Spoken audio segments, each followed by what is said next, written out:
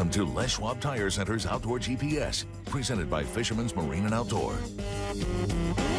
Good morning, everyone. You're watching Les Schwab Tire Center's Outdoor GPS, presented to you by Fisherman's Marine and Outdoor. Make sure you head over there and take advantage of the Father's Day sale, and we're going to have your deal of the week tomorrow on what you can expect there as well. Today is Saturday, June 15th. Absolutely got tons of options here in the Northwest when you're talking about outdoor opportunities. If you're talking about fishing and hunting, well, the hunting side of it, a little bit of a pause, but a lot of us found out if we drew tags this week.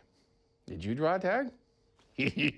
I'll have my report this upcoming segment in the field report to let you know how lucky I got this year. No draw list?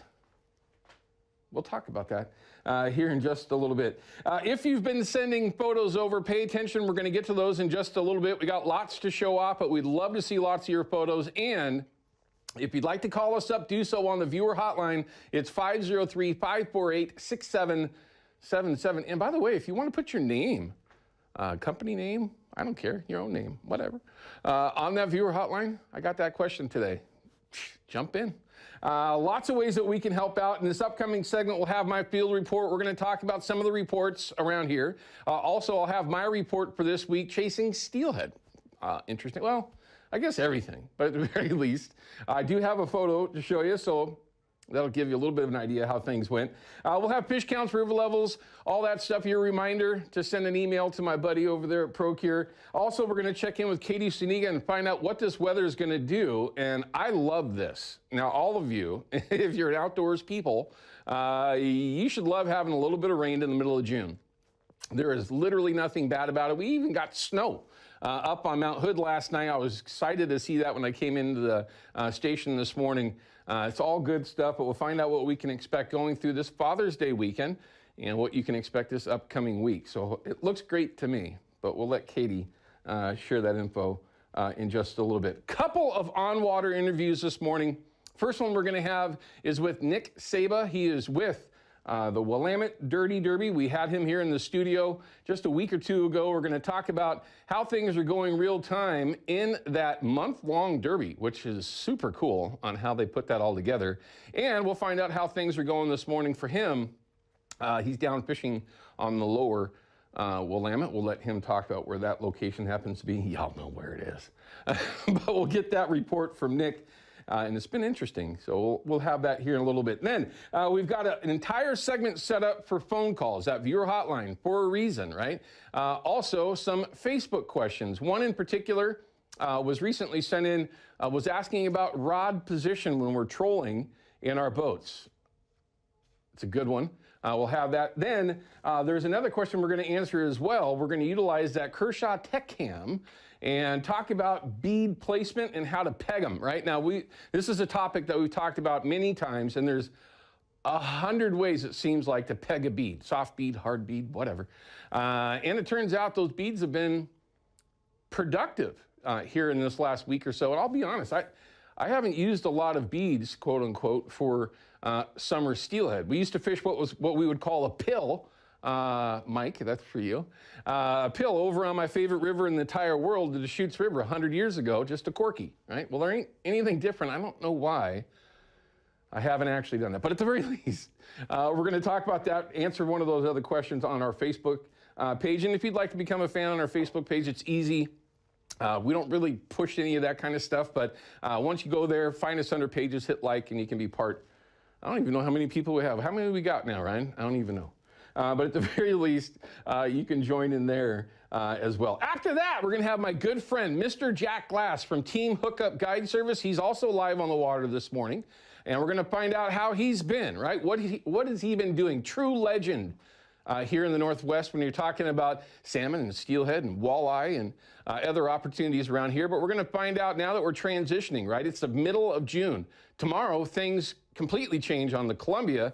And in the next 4 days, it's going to change for the worst, in my opinion. But at the very least, we'll find out how Jack's been doing, what he's up to. And I know he's chasing summer Chinook and spring Chinook and summer steelhead. So we'll see what he's been up to and how things are going.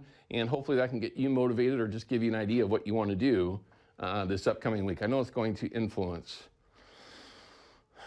what I might do this upcoming week, depending on what Katie says, right, with the weather. So we're going to check in with Jack as well. But if you've been chasing pike minnow, and like you always follow us here for the last, I don't know, decade, we'll give you your weekly pike minnow numbers on how things have been and what locations have been more productive than others. And there are certainly a few that are really killing it. We're going to get an update on that here the next week or so on where those numbers actually are. So in the end, we're buried, but we'd love to hear from you. Again, it's that viewer hotline, and Ryan will flash that at some point in time. You can call us up if you got any questions. All right, let's go ahead and show you some of the photos that everybody's been sending in, and we've been getting a ton, and we can get more. So don't be shy. We'll show you exactly how to do that here in just a little bit. But here's see, now, Rubber Robin.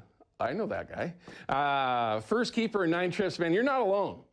Listen, this spring Chinook season for some has been, I'm not going to say lights out, but there's been some dudes and some folks out there that have been pretty darn good this year. But for the vast majority of us, it's been a grind, to say the least. But well done. I'm glad that you at least got one, because trust me, they're delicious. And I actually had a chance to eat some steelhead this week. But again, we'll talk about that here in just a little bit. Here's another great one. Arnie's first Springer. See, those are the photos that you're always going to remember. And that's the best eaten fish she's ever had, I can promise you. When you catch your own, there's literally nothing better. Perfect meat, like I always like to say. I love it. Don't overlook, we got tons of options around here. Warm water fish, trout fishing, kokanee fishing's been excellent. So listen, Casper Kids, Sean, looks like almost called it a shell crusher, but that's a bluegill. And if you've never eaten bluegill, I'm just going to tell you right now, as long as you get them in an area that, you know, okay and everything to eat the fish from, that's 2 tacos right there, maybe 3. You never know. All depends on how you fillet it. But thanks for sending the photo in. Like I said, we're going to show you exactly how to do that. Here's a tributary Chinook, and that's been picking up based on location and what systems you might actually spend your time on. Overall, though, it's been, for the areas that are more consistent this time of year, this is certainly been a lackluster start to the tributary fishery. But again, there are folks out there that are doing better than others. First Springer, looks like Jill, congratulations on that one. And if you take a look at that photo, we're going to get a report from that particular zone here in a little bit when we talk with Nick in just a little bit. It's been interesting. Another June on the lower Willamette. Jack's first crappie, God, another delicious one. There's a reason why down south folks will go out and catch 100 of these things. One, because they can, but yeah, they're delicious. Timbo said, Timbo's anti-tackle. I don't know if Timbo actually sent that in, but Tim, I hope that you did. At the very least, here's another great one for you. Yep, and like I said, that's down in the harbor. Rachel with the Willamette River Springer.